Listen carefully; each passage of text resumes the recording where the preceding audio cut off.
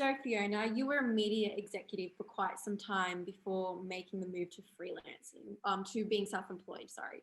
Could you talk us through what your career trajectory has looked like before moving into being self-employed? Of course. I started as a 17-year-old copy person in a newspaper 30 years ago. Now, the primary job of a copy person was to go and get the sub-editors their dim sims for dinner, go and pick up the photos off the bus when they arrived from other offices, to go and put together the shipping news, make sure that the crossword clues match the grid, those sorts of things. And once you've been competent at doing those things, you move into a cadetship. And then I worked my way through the cadetship with the newspaper, doing everything from sport to politics, before going into broadcast. And in the years that followed, I moved between broadcast and newspapers a number of times, ended up back at the newspaper as editor of the same newspaper.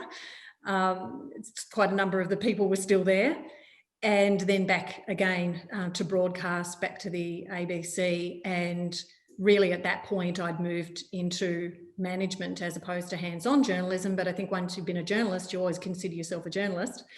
And my last position was as director of the ABC's regional division, which we built. So I was responsible for all of our regional offices, 48 of them, and the people there across the country, whilst I remained living in Launceston in Tasmania. So I had an absolutely wonderful, wonderful job, and I've been very fortunate that I've been able to move around the country and also around lots of different parts of media operations. As an executive, one thing that we're really interested in is in finding what you look for in the pitch. So what are the yeses and nos that you're looking for? In the story or the person? So particularly in the story, and then we can move on into what you look for in the person. Okay, so in a story, we're all working to the benefit of audiences. We're also looking, obviously, are we working to capture the interest of audiences, the attention of audiences? So I, first of all, look at what sort of audience, what's the demographic of the audience, and also what's the size of the audience, how interesting is this story to the general public, because that will tell you whether there's a return on investment, as we say, once we get into management. What did I have to spend on that? And then what's the audience that I've gained from that? So we put that filter over it. There is one other filter, though, that is quite important, and I feel that that's about impact. So some stories will not necessarily gain the biggest audience, but they do have the biggest impact. For instance, to put it quite raw terms, a story on the Kardashians might get a much bigger audience, even in the same audience pool, right? Not internationally, but in the same audience local pool. It may gain a bigger audience than a story on something that triggers a royal commission. So one gains mass audience, one has mass impact, in my opinion. So I will first of all look at the audience. If I don't think that the audience element is there, then I will look at, is this a story though that needs to be told? Is it story that's going to have some consequence and impact, and that the public has to know about? So I think there's one really simple way of looking at that. The first is it of interest to the public? And then the other element is there a public interest in the story? And they are not the same thing. Not always. Sometimes they'll hit both markers, but a lot of stories will hit one or the other. Okay, so one or the other. So when you are cultivating, so say you have a pitch and then you're trying to cultivate a relationship with a freelancer because their first pitch has been great. What do you look for in the actual person in freelancer? Well, I look for the quality of their work, of course. What is their skill set?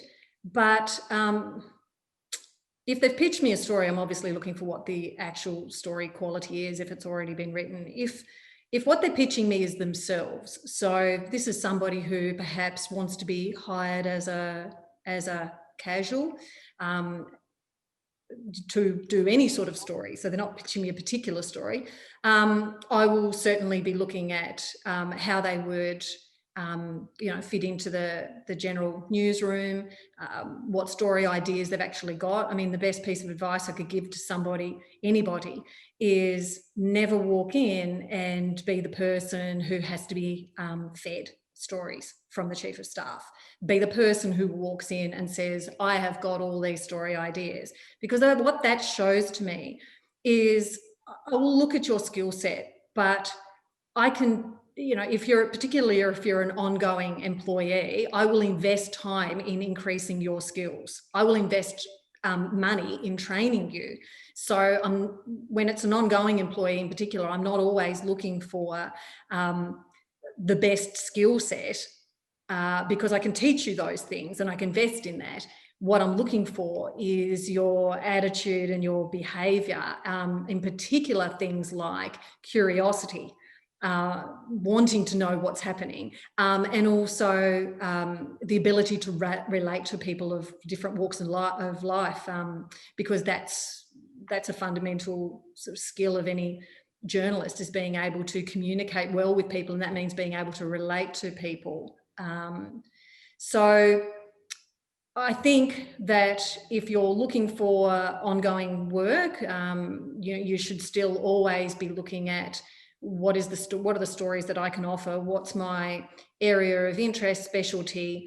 I never, even as an ongoing employee, would walk into the newsroom on any given day without having an idea of the types of stories that I wanted to do, and hopefully, a few in my back pocket. To be perfectly honest about it too, there's an element of selfishness in that, maybe a little bit, in that if the chief of staff had, 3 stories that they wanted to be done that day and I didn't like any of them, I'd always be better off coming in with my own story that I'd prefer to do and selling it to them as, hey, but this is a better story and I can go and do that one for you. Does that make sense? So as a freelancer, if you're pitching a story, don't just pitch one, pitch multiple ideas of stories and show your value that way. You'll show eagerness, curiosity. That's really important. How did you apply what you learned as a media executive into freelancing now, or being self-employed now? Well, certainly it is, even if I am not sure what demographic I'm going to be able to attract with the content, I certainly am doing everything that I possibly can to attract the biggest audience.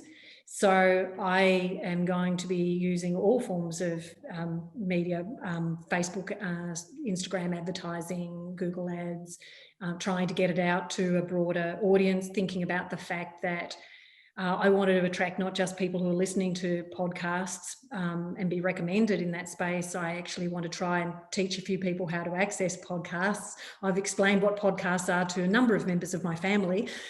So I'm going to be providing information to people on, if you want to listen to this, this is how you can do it. So it's like closing the loop, not assuming that everybody knows what a podcast is and how to access one, how to listen to one, because I want to try and build the audience. Beyond that, I'm really treating in my own space, in putting the management, experience and mindset behind me. I'm looking at this as very much a test. What do I learn out of this process?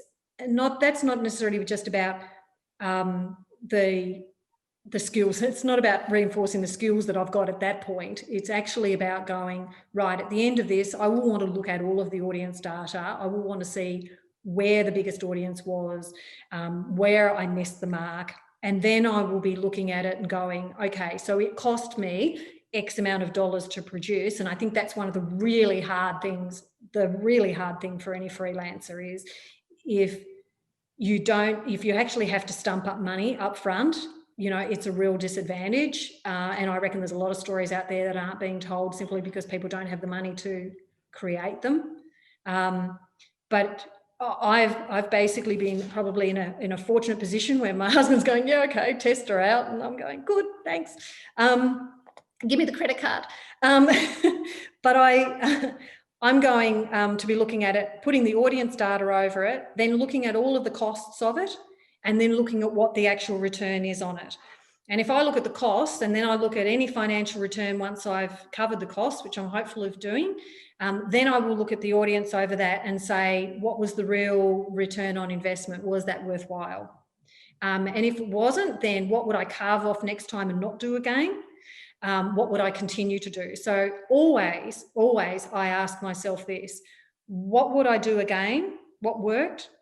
What would I do differently next time? So this is a very big learning experience for me. It's a real test of what I would do, what worked well, what I'd do again, and what I would do differently. And that might be carving off some costs. It might be going, actually, I need to pitch it to a different demographic, you know, that sort of thing. So that's putting the business brain over it. And that's how you take it from, I suppose, being a passion project, which I'm passionate about it, but I have to put some business nous behind it now, because that's the imperative when you're a freelancer. Nobody's paying me a check each week, you know, not the checks.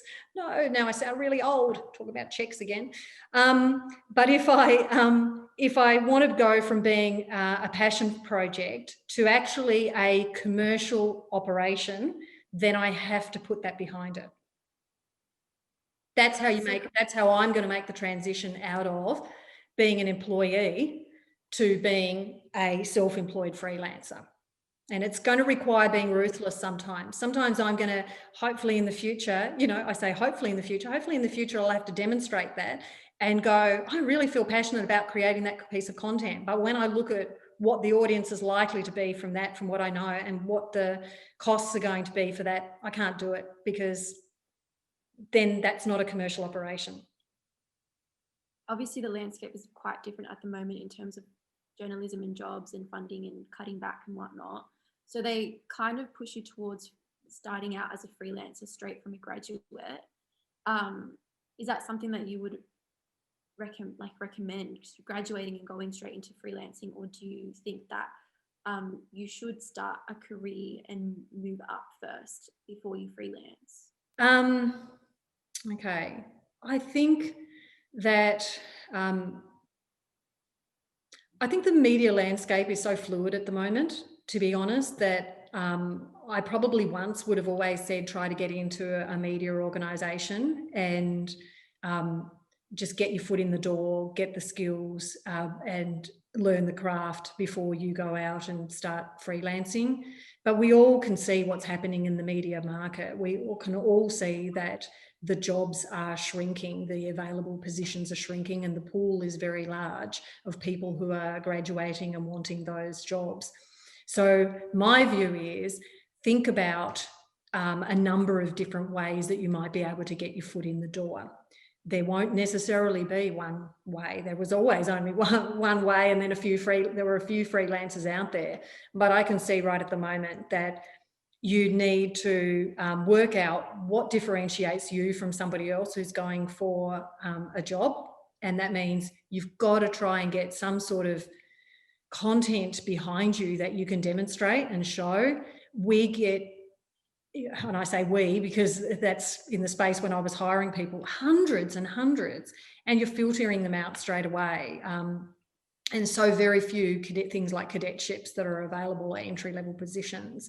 So you have to get some content under your belt to differentiate yourself. Now, you might be able to do that while you're at uni. I would recommend to a lot of people while they're at uni to start to build the contacts. If they've got story ideas, content ideas, start pitching them. So start while you're at uni. I reckon if you get to the point where you're graduating and you are then only on the hunt for work, you may be in a life of poverty for a while. You may still be eating noodles for as a uni grad for some time to come.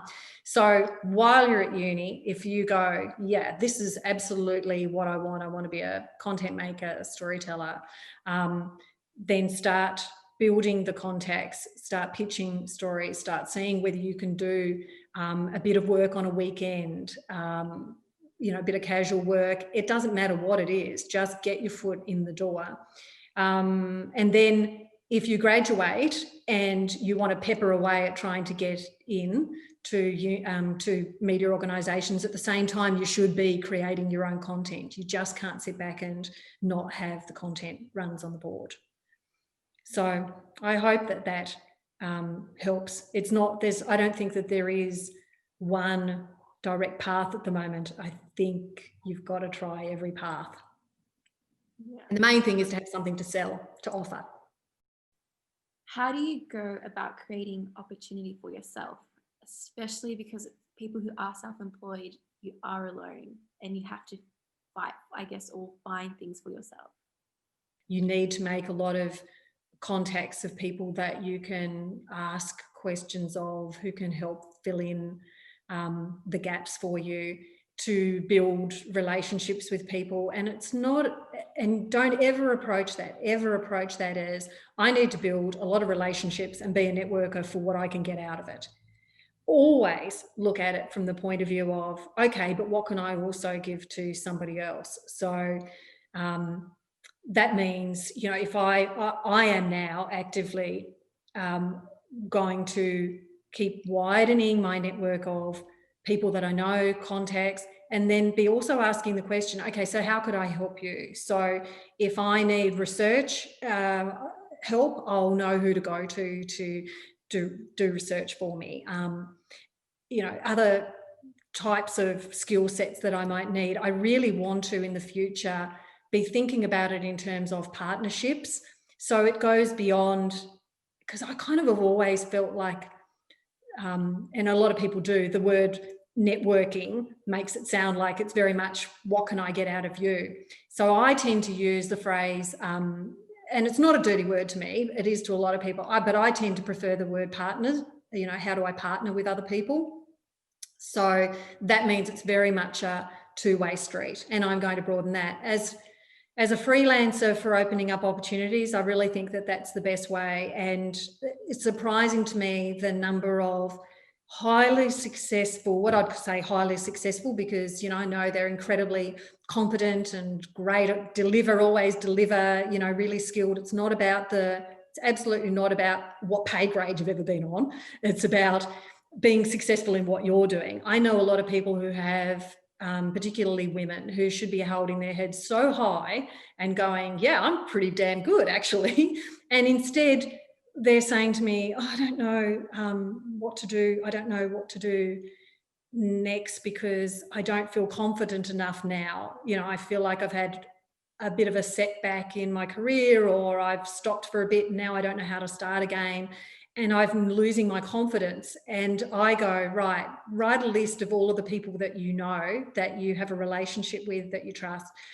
Write a list of either the types of content that you want to create, or the organisations you'd be happy to work for. I mean, it's those sort of things, picking and being very broad about it. And then I said, and then you just hit the phone. That's how, honestly, it's the building of a relationship is how you get your foot in the door. So back yourself in and have the guts. And because if somebody says no to you, so what? Move on to the next one.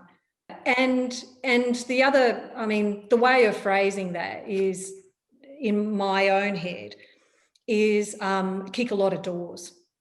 And I have kicked a lot of doors over the years, and some of them have absolutely never, a lot of them have never opened. I could give you a list, but probably won't, of the doors that stayed slammed shut in my face. And in hindsight now, I can go, that was a good thing, because I went on and did something else, because I kicked a lot more doors, and the one that opened was the right one for me. And so with this, I describe launching off into being, a self-employed freelancer, space. I describe that as kicking a door, and now I'm about to go and kick a lot more doors and see where that's going to lead me to. And something might open, but I won't stop kicking. Yeah, that's incredible. So I think we're about wrapped up. That's everything covered pretty much. Yeah.